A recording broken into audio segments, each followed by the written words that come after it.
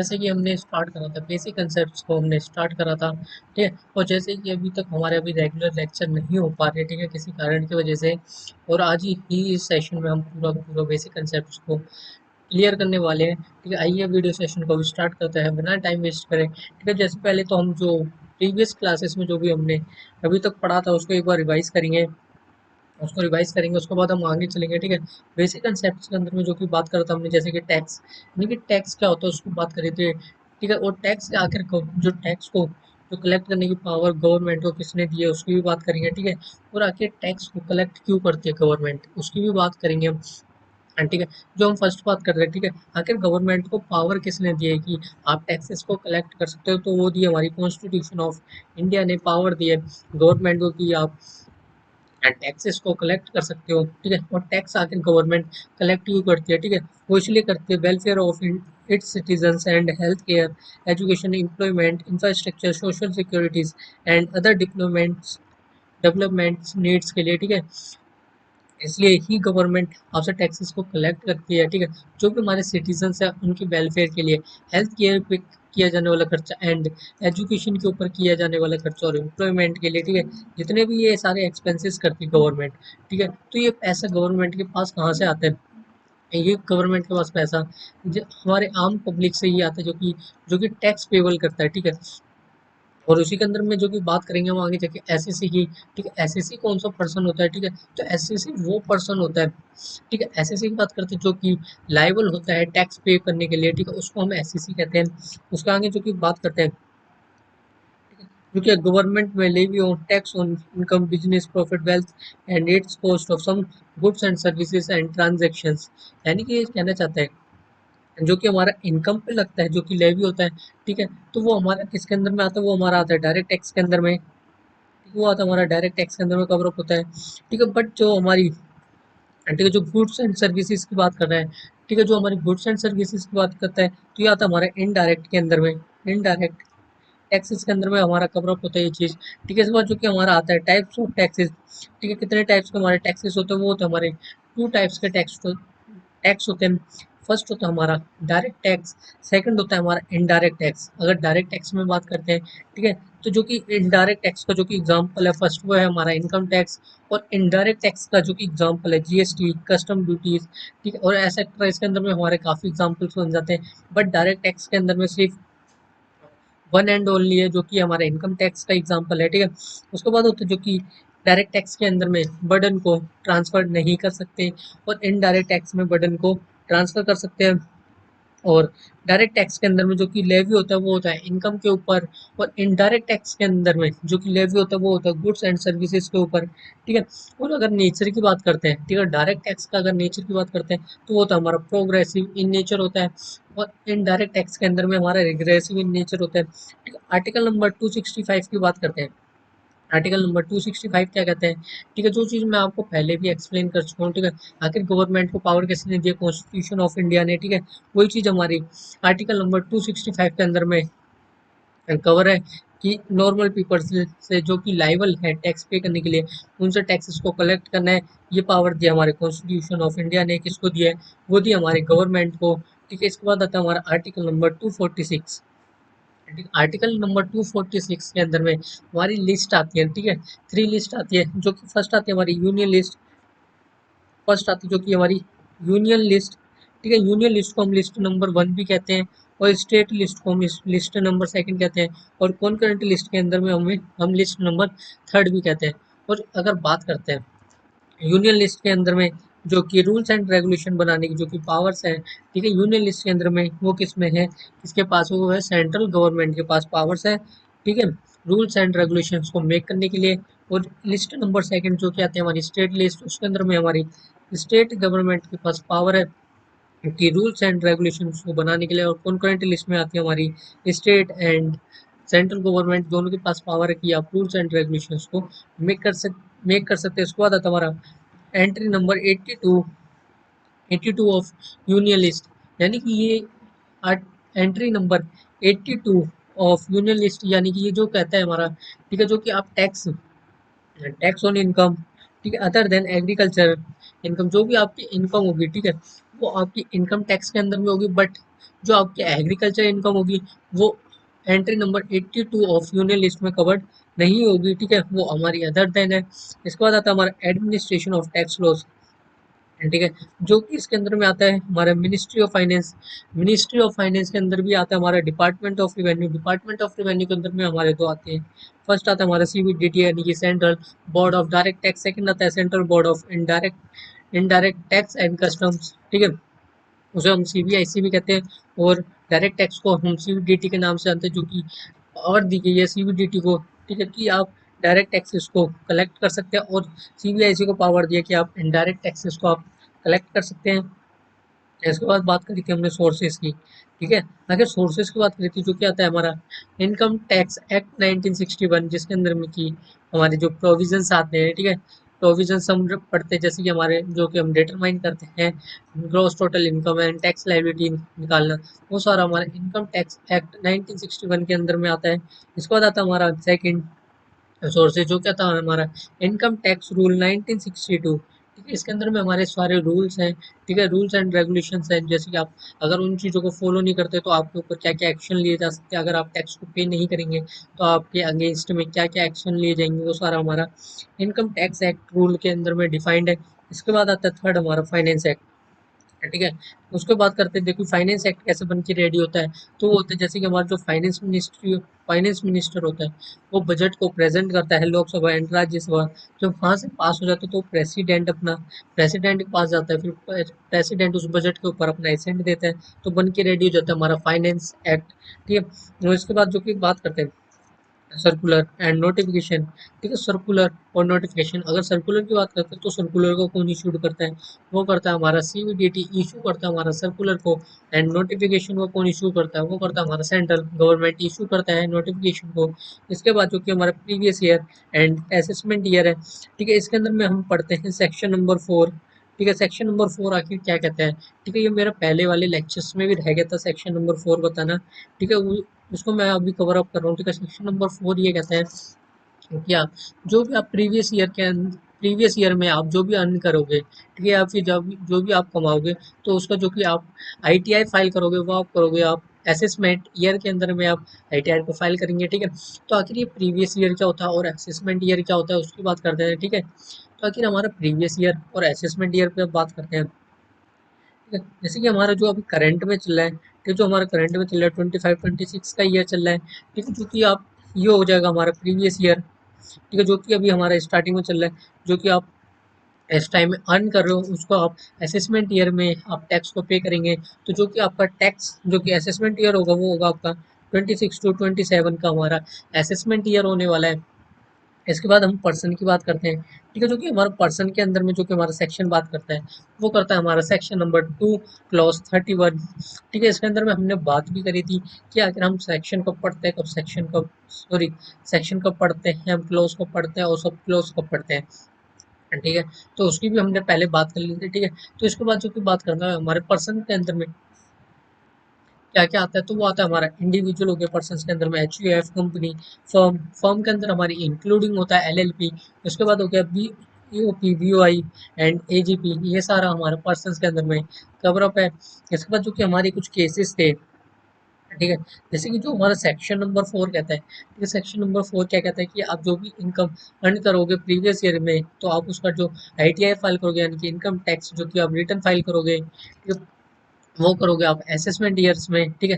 But ऐसे कौन से केसेस हैं, ठीक है, हम उनकी बात करने वाले हैं, ताकि जो गवर्नमेंट है आपसे प्रीवियस ईयर में ही आईटीआर आपसे कलेक्ट कर लेती है, यानी कि रिटर्न फाइल करने के लिए कहती है आपसे, ठीक है, टैक्स को कलेक्ट करती है और आईटीआर आपसे फाइल करने के लिए कहते हैं आपको प्रीवियस ईयर में ही, ठीक है। अगर आप नॉन रेसिडेंट हो, ठीक है, नॉन रेसिडेंट हो और आप शिपिंग बिजनेस कर रहे हो, ठीक है, आप शिपिंग बिजनेस कर रहे हो, तो आपको प्रीवियस ईयर में ही आपको टैक्स को फाइल करना पड़ेगा, यानी कि आईटीआर को फाइल करना पड़ेगा और टैक्स को पे करना पड़ेगा इसके अंदर में प्रीवियस ईयर में भी। अगर आप अगर आप इंडिया को छोड़कर जा रहे हो, ठीक है, तो उस केसेस में आपको प्रीवियस ईयर में आईटीआर को फाइल करना पड़ेगा, ठीक है, और आपको टैक्स को पे करना पड़ेगा। एंड सेकंड हो गया एओपी बीओआई और एजीपी, जो कि एक स्पेसिफिक पर्पस के लिए बात करते हैं, ठीक है, या पर्पस एक स्पेसिफिक इवेंट या स्पेसिफिक पर्पस के लिए बात करते हैं, तो उसका केस में भी आपको प्रीवियस ईयर में ही आपको टैक्स इसको आईटीआर फाइल करना पड़ेगा, टैक्स को पे करना पड़ेगा। एंड जो कि अगर आप ट्रांसफर करते हो प्रॉपर्टी, ठीक है, जो हमारा असेसिंग ऑफिसर हो गया, ठीक है, ऐसा हमारा सिर्फ फर्स्ट केस है जो कि हमारा शिपिंग बिजनेस है, ठीक है, नॉन रेसिडेंट वाला। इसके बाद जितने भी आते हैं ये सारे हमारे आते हैं असेसिंग ऑफिसर, ठीक है। इसके अंदर में हम बात करते हैं जैसे कि अगर हमारे असेसिंग ऑफिसर को अगर पता चल जाती है, ठीक है, कि आप इंडिया, अगर आप इंडिया से बाहर जा रहे हो, ठीक है, आप इंडिया को छोड़ के जा रहे हो, तो वो आपसे पहले ही आपसे आईटीआर फाइल करने के लिए कह देता है कि आपके पास नोटिस आ जाएगा कि आप टैक्स को पे करिए। और एओपी हो गया भी, इन केसेस में भी अगर आप ट्रांसफर करते हो, ठीक है, कोई भी आप प्रॉपर्टी को ट्रांसफर करते हो टैक्स को बचाने के लिए, ठीक है, टैक्स को अवॉइड करने के लिए, अगर वो असेसिंग ऑफिसर को पता चल जाता है, ठीक है, असेसिंग ऑफिसर को जो पता चल जाता है वो बात, तो वो आपसे आईटीआर फाइल करने के लिए कहता है प्रीवियस ईयर में ही। और डिसकंटिन्यूड बिजनेस में भी हमारे, अगर आप बिजनेस को डिसकंटिन्यूड करते हो, हमारे सिर्फ ये फोर्थ केस जिसके अंदर में हमारा असेसिंग ऑफिसर पे डिपेंड करता है, जो कि हमारा फर्स्ट है, ठीक है, तो ये तो आपको करना ही पड़ेगा, ये तो आपको कंपलसरी है, ठीक है। बट इन चारों में अगर असेसिंग ऑफिसर को लगता है, ठीक है, जो कि, तो आपको आईटीआर फाइल करना पड़ेगा प्रीवियस ईयर में ही।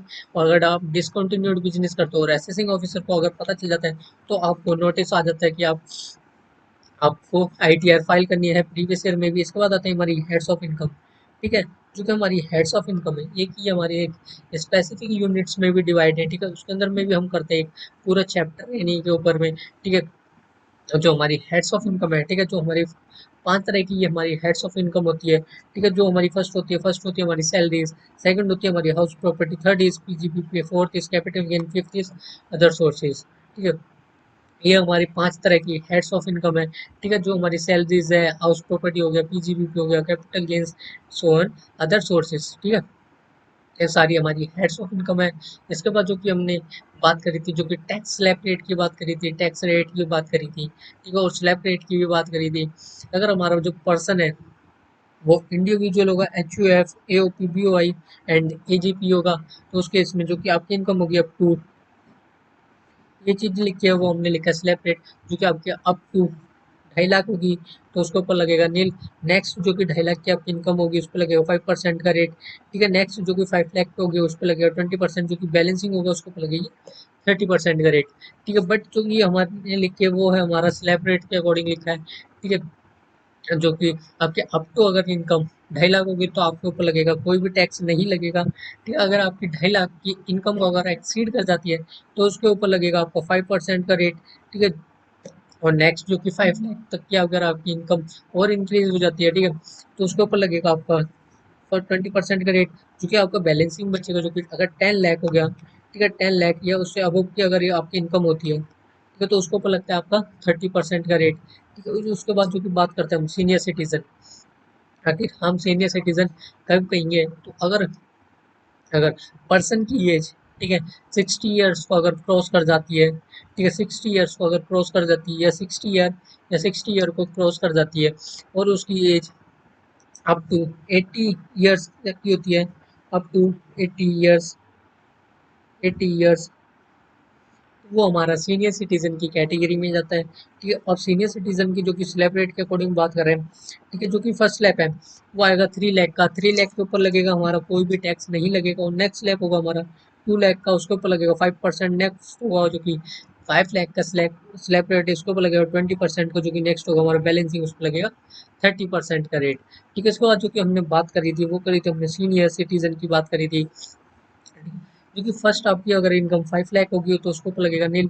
नेक्स्ट 5 लाख के ऊपर 20%, जो कि बैलेंसिंग होगा उसके ऊपर 30%, ठीक है। जो कि आपने एक चीज देखी होगी, जो कि हमने इंडिविजुअल में बात करा था तो इसके अंदर में भी हमारा 5% आ रहा था, ठीक। और सीनियर सिटीजन में भी बात करा तो उसके अंदर भी हमारा 5% का रेट आ रहा था। बट वेरी सीनियर सिटीजन, या फिर आप कह सकते हो सुपर सीनियर सिटीजन के केस में भी 5% का रेट नहीं आ रहा है, ठीक है। इस चीज़ को आप याद रखें, जो कि सुपर या वेरी सीनियर सिटीजन का केस होगा उसके अंदर में 5 रेट का टैक्स नहीं लगता है। और उसके बाद हम आगे बढ़ते हैं, ठीक है। इसके बाद जो कि बात करते हैं जो क्या आता है हमारा हेल्थ एंड एजुकेशन सेस, ठीक है, हेडिंग डालेंगे अब। आज से अपना सेशन अब यहाँ से स्टार्ट होता है, ये तो हमारे हमने रिवीजन करा जो कि हमने प्रीवियस क्लास के अंदर में पढ़ा था, ठीक है। अब जो हम करंट में पढ़ रहे हैं उसमें लिखेंगे, जो कि आता है हमारा एक health and education cess, health and education education education cess, ठीक है। हम बात करते हैं हेल्थ एंड एजुकेशन सेस। आखिर ये हमारा हेल्थ एंड एजुकेशन सेस क्या होता है, ठीक है। हेल्थ एंड एजुकेशन सेस की बात करते हैं तो ये एक हमारे एक स्पेसिफिक पर्पस के लिए, स्पेसिफिक पर्पस के लिए जो कि गवर्नमेंट आपसे कलेक्ट करती है कि स्पेसिफिक पर्पस पे किया जाए, करने करेंगे, मतलब जो भी गवर्नमेंट है कि स्पेसिफिक पर्पस पे जो खर्चा करेंगे, ठीक है, हेल्थ और एजुकेशन पे ही करेंगे, ठीक है। तो इसको ही हम सेस कहते हैं। इट इज कॉल्ड, ये हमने बात करी आखिर सेस की, ठीक है। एक स्पेसिफिक पर्पस पे किया जाने वाले खर्चों को हम सेस कहते हैं। और हेल्थ एंड एजुकेशन जो कि चार्ज जो होता है, ठीक है, हेल्थ एंड एजुकेशन, मैं शॉर्ट फॉर्म में लिखा हूँ, फुल फॉर्म में लिख लेंगे। Health and education is charge, education shall be charged shall be charged shall be charged 4% on the amount of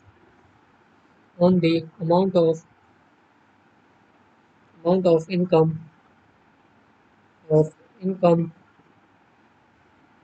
income tax income tax, ठीक है।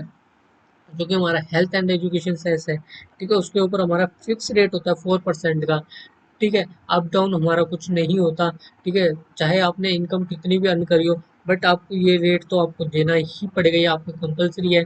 तो जो कि लगता है आपका 4% हेल्थ एंड एजुकेशन सेस, ठीक है। आप आगे जाके सीखें, जो हम क्वेश्चंस को प्रैक्टिस करेंगे, ठीक है, उसके अंदर में हम करेंगे, ठीक है।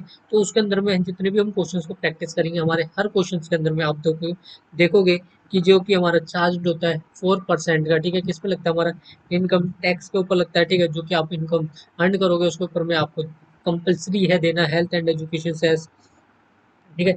इसके बाद जो क्या आता है हमारा सरचार्ज, ठीक है। इसके बाद आता है हमारा हेल्थ एंड एजुकेशन के बाद आता है हमारा सरचार्ज। अब आइए सरचार्ज की बात करते हैं, बात करेंगे सरचार्ज। लेकिन ये सरचार्ज क्या होता है, ठीक है।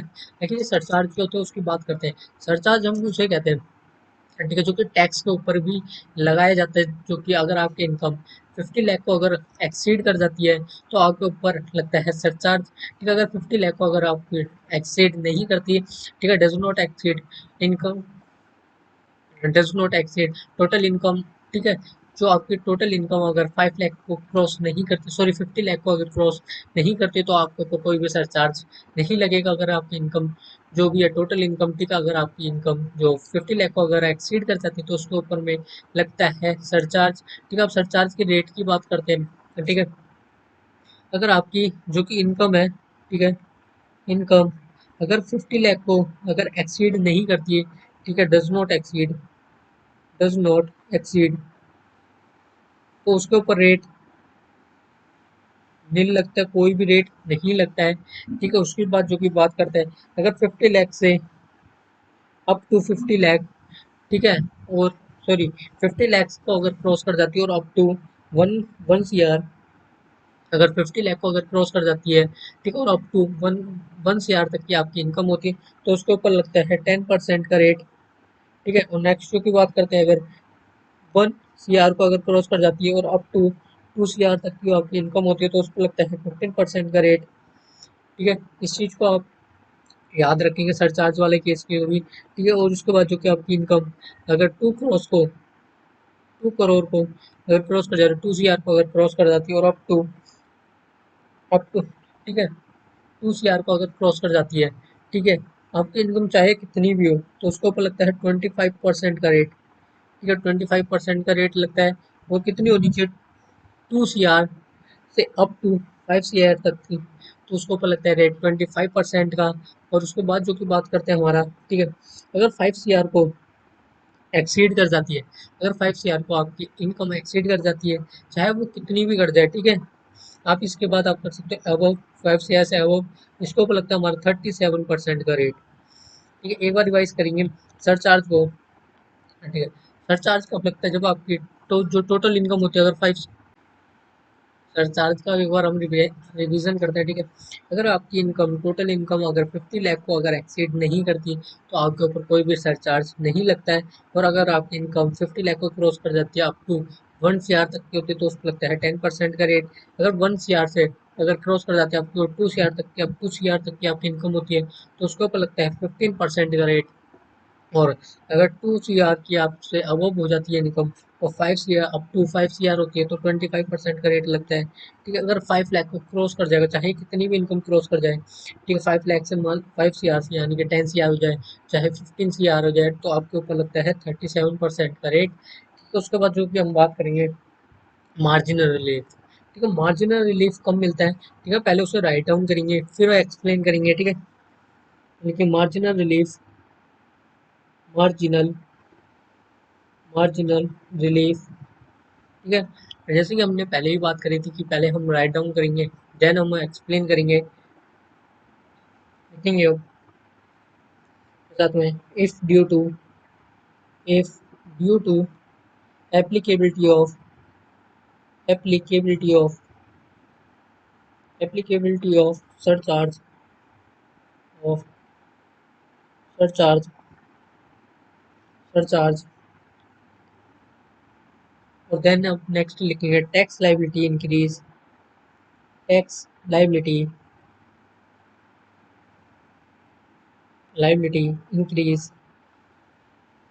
Increase more than more than more than the increase in income, the increase in income।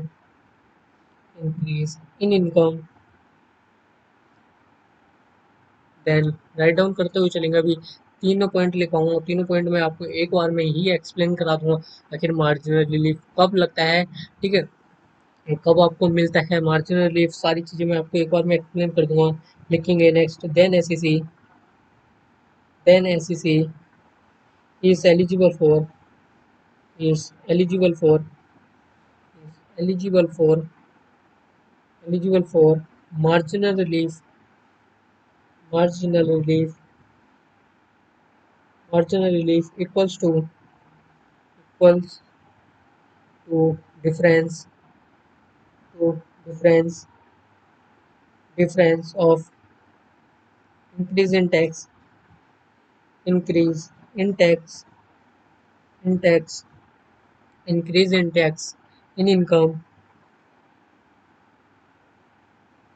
tax increase in tax and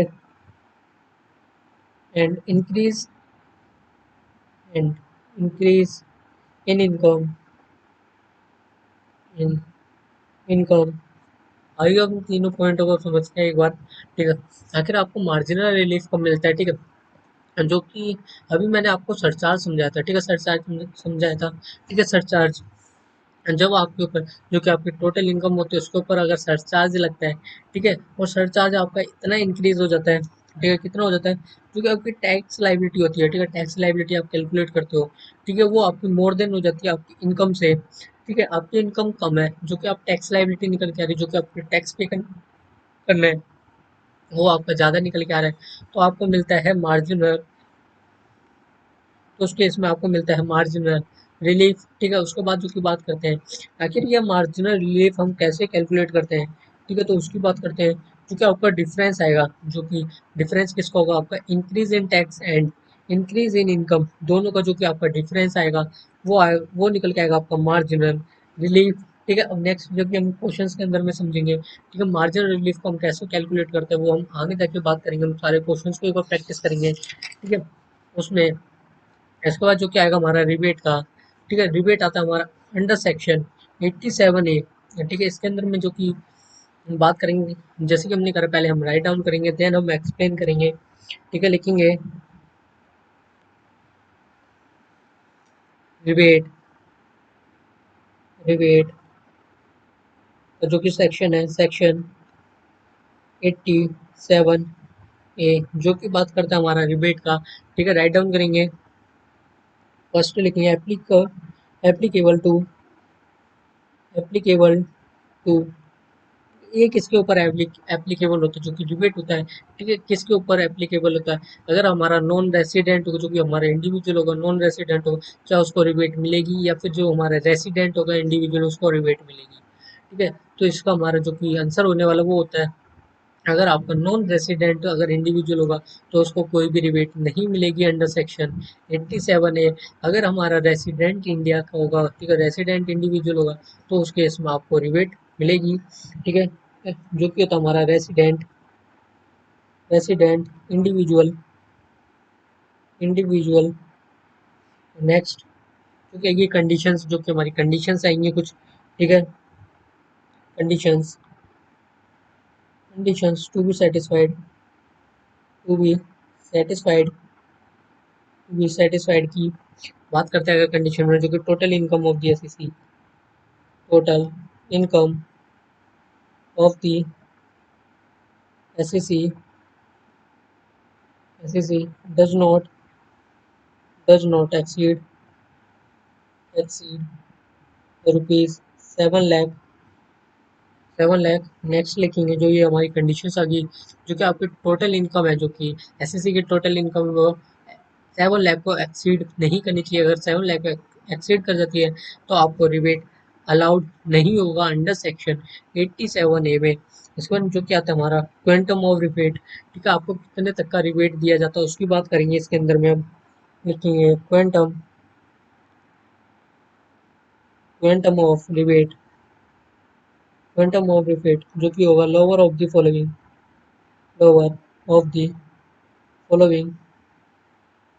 ठीक है, ऐसी कौन सी जो कंडीशंस है, ठीक है, तो सॉरी, कितना आपको रिबेट दिया जाएगा, ठीक है, ऐसे कितने तक का आपको रिबेट दिया जाएगा, ठीक है, जो कि हमारा है, ठीक है, विच एवर इज लोअर, जो कि हमारी कुछ कंडीशंस है, ठीक है, अगर इतने तक का ही आपको रिबेट मिलेगा, ठीक है, लेकिन ये जो कि फर्स्ट डाल के जो कि आएगा आपका 100% of tax liability tax liability जो कि आप कैम कंप्यूट करते हो टैक्स लाइबिलिटी, ठीक है, उसका 100%, या फिर जो कि रुपीज़ 25,000, ठीक है, जो कि नोटिफाइड कर रखा है गवर्नमेंट ने 25 रुपीज़, 25,000, या फिर 100%, जो कि आपकी टैक्स लाइबिलिटी निकल के आती है, ठीक है, या फिर उसका 100%, या फिर जो कि आपकी जो कि गवर्नमेंट ने नोटिफाइड कर रखा है 25,000। इन दोनों में से जो भी आपका लोअर होगा, ठीक है, जो भी आपको लोअर हो गया, या फिर आपकी टैक्स लाइबिलिटी लोअर हो, या फिर 25,000 लोअर हो, उतने तक का ही आपको रिबेट अलाउड होगा। उसके बाद जो कि बात करेंगे हम नेक्स्ट, ये तो हमने बात करी थी न्यू रिजीम की, ठीक है, जो कि हमने रिबेट निकाला था, ये निकाला था हमने न्यू रिजीम में का न्यू रिजीम। अब हम जो कि बात करेंगे, अब करेंगे हम नॉर्मल प्रोविजन की बात करेंगे। ठीक है, नॉर्मल प्रोविजंस की अगर बात करते हैं, ठीक है, वही सेम चीज़ है। हाँ, ठीक है, नॉर्मल प्रोविजंस में, ठीक है, जैसे कि हमने लिखा था रिबेट का, जो कि हमारा नॉर्मल प्रोविजन में, normal provision provisions rebate rebate और इसको जो कि नॉर्मल प्रोविजन लिखा है, आप इसको ओल्ड रिजीम भी कह सकते हो, ओल्ड रिजीम भी कह सकते हो आप इसको, ठीक है, जो कि हमारे नॉर्मल प्रोविजंस को आप ओल्ड रिजीम भी कह सकते हो। इसके अंदर भी हमारी एप्लीकेबिलिटी की बात करते हैं, जो कि एप्लीकेबिलिटी आती है हमारे, वो किस पे आते हैं हमारी, वो आती है हमारी रेसिडेंट होता है, ठीक है, वही सेम चीज़ है, बट इसके अंदर जो कि कंडीशंस होती है, सेकंड फर्स्ट हो गया हमारी, जो होगा हमारा रेसिडेंट होना चाहिए इंडिविजुअल, ठीक है, इंडिविजुअल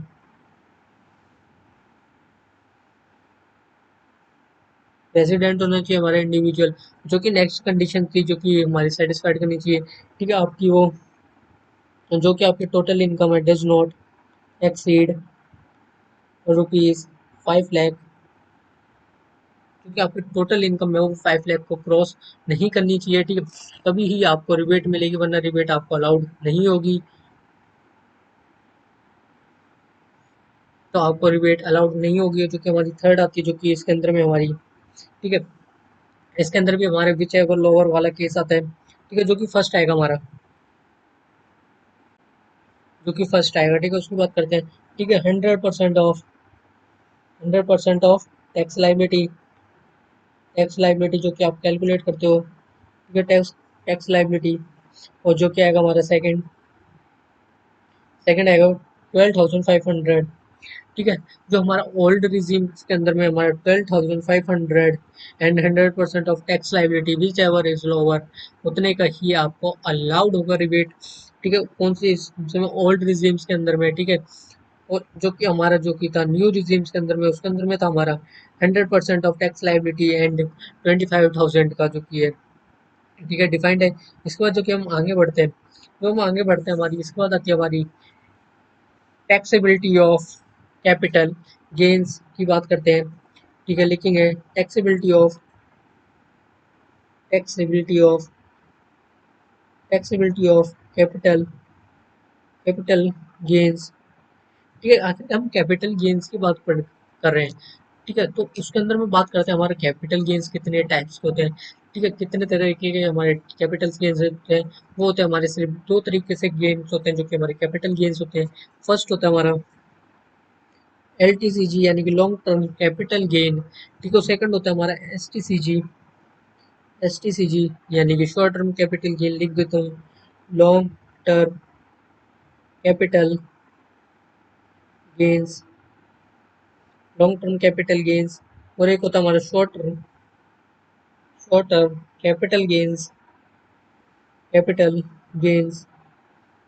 ये हमारे दो तरीके के गेन्स होते हैं। ठीक है, जो कि हमारे कैपिटल्स के अंदर आते हैं। उसके बाद जो कि हमारे इसके अंदर फिर हम बात करेंगे। ठीक है, जो हमारे कैपिटल गेन्स हैं, ठीक है, तो किसके अंदर में डिफाइंड है। ठीक है, तो यानी कि सॉरी डिवाइडेड की बात करेंगे। ठीक है, उसके अंदर हम सेक्शंस पढ़ेंगे जो कि आएगा हमारा। ठीक है, पहले हम उसको पूरा चार्ट बनाएंगे। ठीक है, लिखेंगे जो कि अगर आपकी लॉन्ग टर्म कैपिटल गेन से अगर आपकी इनकम हो रही है। ठीक है, अगर मान लीजिए वो आपकी अंडर सेक्शन अंडर सेक्शन 112 ए के अकॉर्डिंग हो रही है अगर आपकी इनकम। ठीक है, कौन से सेक्शन 112 ए के अकॉर्डिंग हो रही है आपकी इनकम। ठीक है, तो वो आएगी हमारी स्पेशल इनकम। और वो आपकी स्पेशल इनकम हो तो उसके ऊपर में आपका लगेगा 10% on excess of on excess of rupees 1 lakh. ठीक है, तो इसके बाद जो कि हमारा आएगा नेक्स्ट, जो यह बात करी थी हमने अंडर सेक्शन 112 ए की बात करी थी। फिर आएगा हमारा अंडर सेक्शन 112 के अकॉर्डिंग में। ठीक है, तो इसके अंदर में अगर आपकी स्पेशल इनकम होगी, स्पेशल इनकम, देन लगेगा 20% का रेट। ठीक है, अब हम बात करेंगे STCG यानी कि शॉर्ट कैपिटल गेन्स की बात करेंगे। Short term capital gains. ठीक है, हेडिंग डालेंगे short term capital gain STCG के अंदर में बात करेंगे, जो कि आएगी हमारी अंडर सेक्शन 111A के अंदर में। अगर आपकी स्पेशल इनकम होगी, स्पेशल इनकम अगर आपकी स्पेशल इनकम होगी, ठीक है, तो अगर आपकी स्पेशल इनकम होगी तो उसके ऊपर लगेगा 15% का रेट। और उसके बाद जो कि आपकी अगर होगी हमारी अदर STCG। ठीक है, अदर ST अगर आपकी कोई मतलब कि कहीं और से इनकम हो रही है, जो भी आपकी STCG इनकम होगी, ठीक है, कहीं और से, तो वो आएगी आपकी नॉर्मल इनकम। वो हो गया आपकी नॉर्मल इनकम। और उसके ऊपर स्लैब रेट के अकॉर्डिंग आपका रेट चार्ज होता है। ठीक है, इसके बाद जो कि हम बात करेंगे, ठीक है, उसके बाद जो हम बात करेंगे वो बात करेंगे, ठीक है, कैजुअल इनकम। तो एक बार हम कैजुअल इनकम को डिफाइन करेंगे। ठीक है, कैजुअल इनकम, आखिर कैजुअल इनकम क्या होती है। ठीक है, उसकी बात करेंगे हम, हेडिंग डालेंगे कैजुअल इनकम। कैजुअल इनकम मान लीजिए आपकी हो गया आपका कार्ड गेम। कैजुअल इनकम को हम एक स्पेशल इनकम भी कहते हैं, स्पेशल इनकम। ठीक है, जितनी हमारी अगर मान लीजिए आपकी कैजुअल इनकम है, तो ये किसके अंदर में कवर अप होती है। ठीक है, हेड्स ऑफ इनकम में बात करते हैं, तो वो हमारी अदर सोर्सेज के अंदर में आती है आपकी जितनी कैजुअल इनकम्स होगी। ठीक है, मान लीजिए कार्ड गेम्स हो गया, हॉर्सेस हो गए। ठीक है, हॉर्स रेसिंग पे आप जो भी मेंटेनेंस मेंटेनेंस के ऊपर खर्चा करेंगे। ठीक है, उसके बाद कोई भी बेटिंग होगी। ठीक है, या फिर आप कार्ड गेम हो गया, हॉर्स रेसिंग होगी, बैटिंग होगी, या फिर कोई भी गैम्बलिंग। ठीक है, जितनी भी आपसे इन एक्सेट्रा। ठीक है, जितनी भी आपकी इन सोर्सेज से आपकी इनकम होगी वो आपकी सारी कैजुअल इनकम में होगी। ठीक है, इसके बाद में बात करते हैं ठीक है रेट के बारे में। रेट जो कि चार्ज होता है 30%। ठीक है, जो कि आपका फिक्स्ड होता है 30% का रेट चार्ज होता है of income tax on sorry on on income on 30% on total income. ठीक है, इसके ऊपर ये हमारा फिक्स रेट होता है। जैसे कि हमने बात करी थी हेल्थ एंड एजुकेशन सेस के रेट जो कि था 4% का, और कैजुअल इनकम के ऊपर लगता है 30% का। किस पे लगता है? टोटल इनकम पे। ठीक है, अब जो कि अनएक्सप्लेन्ड जो कि मनी होगा या इन्वेस्टमेंट होगी, ठीक है, जो कि है हमारी सेक्शन नंबर 115 BBE के अंदर में। ठीक है, उसकी बात करते हैं। ठीक है, अगर मान लीजिए जो भी आप अगर गवर्नमेंट से जो भी आपकी टोटल इनकम अगर आप उसको अगर हाइड करते हो अगर उस टोटल इनकम को, तो उसके बारे में बात करते हैं। ठीक है, अगर आप हाइड करते हो जो गवर्नमेंट आपसे खुद कहती है कि आप अपनी इनकम जो भी आपकी है वो आप अपनी रियल इनकम दिखाएं, कोई भी आप इनकम को हाइड ना करें। अगर आप इनकम को हाइड करते हो, ठीक है, तो उसकी बात करते हैं हम, जो कि डिफाइंड है हमारा सेक्शन 115 बी के अंदर में। ठीक है, जो कि हमारा डिफाइन करता है जो क्या आता है हमारा अनएक्सप्लेन्ड मनी हो गया। ठीक है, अनएक्सप्लेन्ड इन्वेस्टमेंट हो गया या फिर एसेट्रा हो गया। ठीक है, उसके अंदर में आता है अगर आपकी कैश क्रेडिट है। ठीक है, फर्स्ट जो कि कैश क्रेडिट अगर आपका कैश क्रेडिट है, और अगर आप, ठीक है, एसेसिंग ऑफिसर को एसेसिंग ऑफिसर को अगर आप सेटिस्फाइड नहीं कर सकते, ठीक है, कि आपको ने कहाँ से कैश क्रेडिट का आपने मतलब कि कितना कैश है कितना क्रेडिट में है, ठीक है, तो आप उस चीज़ को अगर एक्सप्लेन नहीं कर पाते हो, ठीक है, तो उसको आप जो कि एसेसिंग ऑफिसर होता है, ठीक है, वो इस जो आपकी इनकम होगी उसको वो इनकम डीम्ड इनकम मान ली जाएगी। ठीक है, इसके बाद जो कि नेक्स्ट आएगा हमारा सेकंड आएगा हमारा अनएक्सप्लेन्ड इन्वेस्टमेंट। अगर आपकी कोई भी इनकम अनएक्सप्लेन्ड इन्वेस्टमेंट है, ठीक है, तो उस केस के अंदर में भी आपको एसेसिंग ऑफिसर को सेटिस्फाइड करना पड़ेगा। अगर आप सेटिस्फाइड नहीं कर सकते वो आपकी डीम्ड इनकम मान ली जाएगी। जो कि थर्ड केस है, ठीक है, थर्ड केस हो गया आपकी अनएक्सप्लेन्ड मनी। अगर आप इसको भी जितनी भी चीज़ लिखवा रहा हूँ अगर आप एसेसिंग ऑफिसर को अगर सेटिस्फाइड नहीं कर सकते, तो वो आपकी डीम्ड इनकम मान ली जाएगी। ठीक है, जितने भी लिखवा रहा हूँ मैं आपको ये सारी सेम चीज़ है। ठीक है, फोर्थ लिखेंगे अमाउंट ऑफ इन्वेस्टमेंट और अमाउंट ऑफ इन्वेस्टमेंट। ठीक है, सेम चीज़ है। अगर आप ऐसे एसेसिंग ऑफिसर को अगर सेटिस्फाइड नहीं कर सकते कोई भी इनकम, ठीक है, तो वो आपकी डीम्ड इनकम मान ली जाएगी। और फिफ्थ जो कि आपकी अनएक्सप्लेन्ड एक्सपेंडिचर,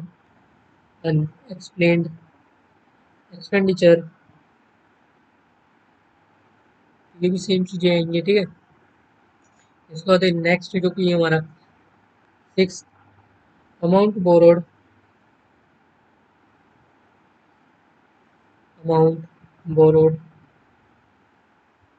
और रिपेड ऑन हुंडी। जो कि आप हुंडी आखिर क्या कंसेप्ट होता है, ठीक है, वो आप पढ़ के आए होंगे एक बार, जो कि हमने फाउंडेशन में भी मतलब कि आता है हमारा बिजनेस लॉस के अंदर में। ठीक है, जो आखिर हुंडी क्या होता है, ठीक है, जो अगर आप इन केसेस की बात करते हैं, ठीक है, बट आपसे गवर्नमेंट खुद कहती है कि आप हमसे इनकम ना छुपाएं। अगर आप इनकम छुपाते हो, ठीक है, तो गवर्नमेंट आपसे कुछ चार्ज करती है। ठीक है, क्या करती है? वो करती है अगर आप डीम्ड इनकम होती है, ठीक है, जितनी भी आपकी डीम्ड इनकम होगी, ठीक है, उसकी बात करते हैं। जितनी भी आपकी डीम्ड इनकम होगी, ठीक है, उसका लगेगा आपका 60%। ठीक है, जितनी भी आपने डीम्ड इनकम होगी उसके ऊपर लगेगा 60%। और आप उसके ऊपर लगेगा सरचार्ज। ठीक है, सरचार्ज कितना लगेगा? वो लगेगा आपका 25% का सरचार्ज लगेगा। ठीक है, एंड जो कि होता है हमारा, ठीक है, और हेल्थ एंड एजुकेशन सेस वो लगेगा 4% का। ठीक है, इसलिए गवर्नमेंट आपको सीधे तभी बोल देती कि आप, इसलिए गवर्नमेंट आपसे पहले ही कहती कि आप हमसे इनकम को हाइड ना करें। अगर आप इनकम को हाइड करते हो और एसेसिंग ऑफिसर को वो अगर आपको असेसिंग ऑफिसर को पता चल जाता है अगर आप इनकम को हाइड कर रहे हो, ठीक है, तो उस इनकम को वो डिम्ड इनकम बना देता है, ठीक है। जितनी आपकी डिम्ड इनकम होगी, ठीक है, उसके ऊपर लगता है आपका 60% का चार्ज किया जाता है, जो कि आप एक्स्ट्रा आपको पे करना पड़ेगा। और उसके ऊपर आपको पे करना पड़ेगा 25% का जो किया गया सरचार्ज, एंड 4% का हेल्थ एंड एजुकेशन सेस। और इसी के साथ में हमारा बेसिक कंसेप्ट का यहाँ पर एंड होता है। और नेक्स्ट वीडियो में, जो कि हमारा नेक्स्ट वीडियो लेक्चर होगा, उसके अंदर में हम बेसिक कंसेप्ट के क्वेश्चंस को प्रैक्टिस करेंगे। उसके बाद हम स्टार्ट करेंगे एग्रीकल्चर इनकम, ठीक है। हम स्टेप वाइज ही सॉल्व करेंगे, ये नहीं कि मैं आपको एक ही वीडियो सेशन के अंदर में बेसिक कंसेप्ट भी क्लियर करा दूं, एग्रीकल्चर इनकम भी एंड हेड्स ऑफ इनकम भी, ठीक है, ऐसा नहीं है। ये हमारी ये हमारा पूरा का पूरा बैच जैन 26 और सितंबर 26 के लिए, ऑल के लिए हमारा अवेलेबल है, ठीक है। 26 तक के लिए अवेलेबल है, जब मन करे तब आप चेकआउट कर सकते हो, ठीक है। अब मिलते हैं नेक्स्ट वीडियो में, तब तक के लिए take care and bye bye and जय हिंद।